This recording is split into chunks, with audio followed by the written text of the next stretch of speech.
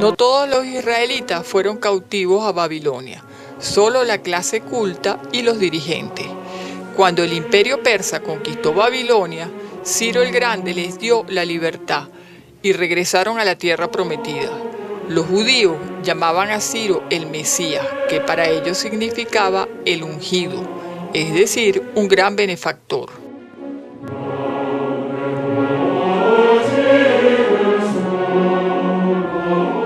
Hasta entonces, las culturas más desarrolladas quedaban al oriente de Palestina, menos la egipcia.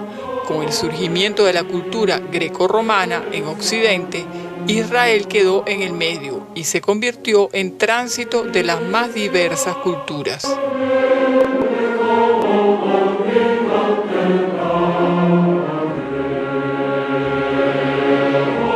En el 63 a.C., el cónsul romano Pompeyo tomó Jerusalén con un ejército mixto de romanos y judíos.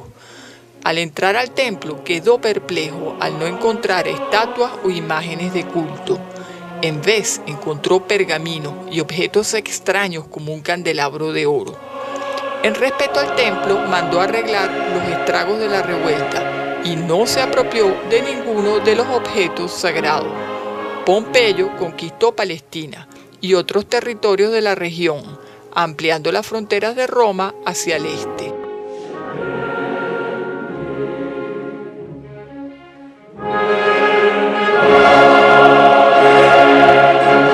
En Roma, en lo que se llama ahora Largo Argentina, se encuentra junto con templos de la época republicana un centro cultural construido por Pompeyo, con teatro y espacios dedicados a la exposición de estatuas y objetos traídos de sus campañas militares. Como parte del Imperio Romano, Palestina se volvió cosmopolita. Los descendientes de los cautivos de Babilonia habían adoptado el arameo. Un grupo que nunca estuvo exiliado continuaban hablando el hebreo, y otros hablaban el griego como consecuencia de la diáspora que dispersó los judíos por el mundo grecorromano.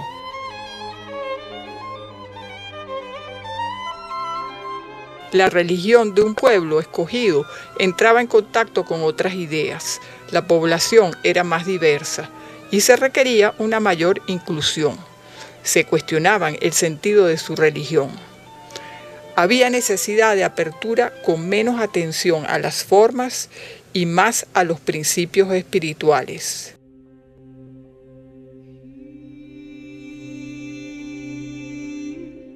La época de Jesucristo fue esta. Aunque hijo de un carpintero, era descendiente del rey David por parte de José, es decir, proveniente de los hebreos de Alcurnia, exiliados en Babilonia, y su lengua principal era el arameo, pero probablemente se desenvolvía en las tres.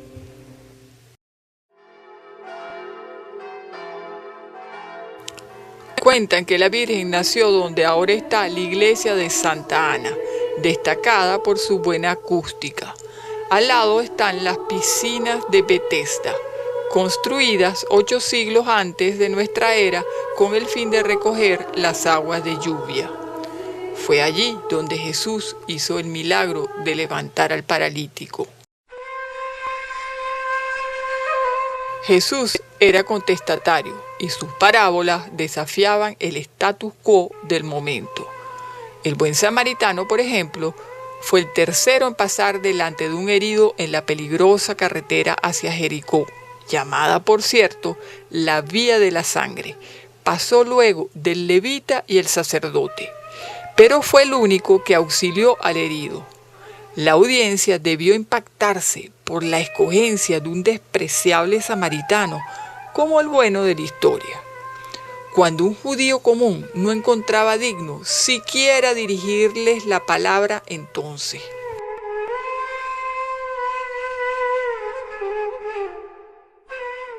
Jericó es la ciudad más antigua del mundo a estar continuamente poblada.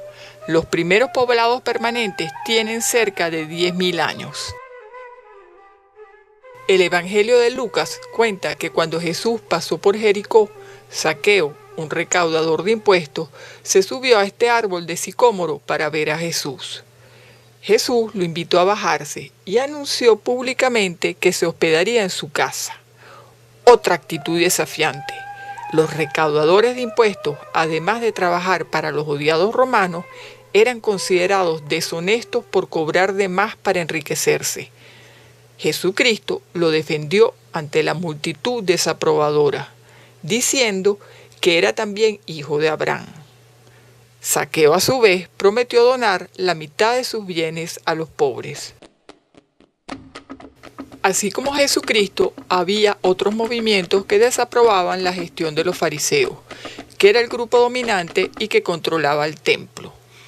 Los fariseos, apoyados por la clase media, hicieron cambios, pero sobre todo en el orden práctico, como la adaptación de antiguas leyes a las nuevas necesidades, mientras que Juan Bautista, Jesús y los esenios estaban más interesados en el crecimiento espiritual.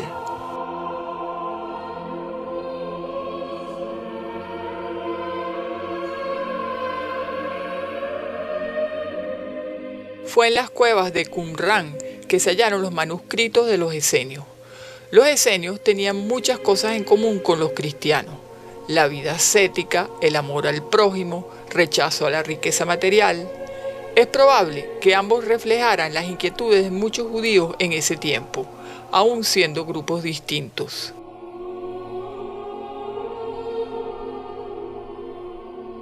El continuo enfrentamiento de Jesús a las autoridades resultó en su condena a muerte. El monte donde fue crucificado y el lugar donde fue enterrado y resucitó está ocupado por el Santo Sepulcro. 3 siglos después, Helena, la madre del emperador Constantino, fue a Jerusalén decidida a construir iglesias en los lugares conmemorativos de la vida de Jesús. Construyó la iglesia de la Natividad en Belén, donde nació, el Santo Sepulcro en el lugar donde encontró la cruz. Posteriormente, el templo fue derribado, reconstruido. Llegaron a ser más de uno y se fusionaron, resultando en el edificio ecléctico lleno de pasadizos misteriosos que es hoy.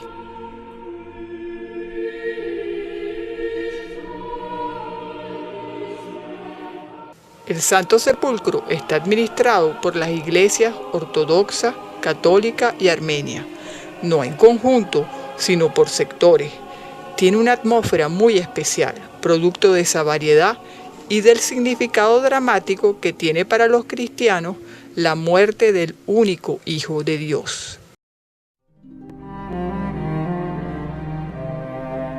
Herodes el Grande, si bien no tiene buena fama con los cristianos por lo de la matanza de los inocentes, fue quien renovó el maltrecho segundo templo de Jerusalén, del cual solo queda el Muro de las Lamentaciones.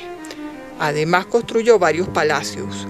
Uno de ellos fue en Masada, un sitio estratégico de difícil acceso, que hace 2000 años contaba con sembradíos, agua y todo lo necesario para sobrevivir a un sitio de varios meses.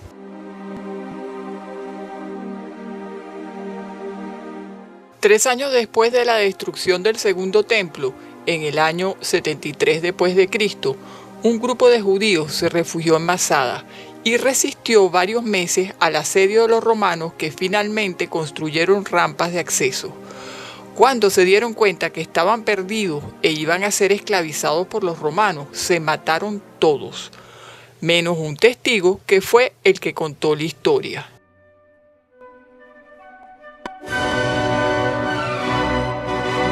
Gerasa, que queda actualmente en Jordania, fue fundada en el tercer siglo a.C. por Perdicas, general de Alejandro Magno, y es una de las 10 ciudades de las Decápolis. Aunque con cierta importancia en la época de Cristo, lo que se aprecia hoy es de la era de los emperadores Trajano y Adriano, un siglo después, con un concepto urbanístico clásico.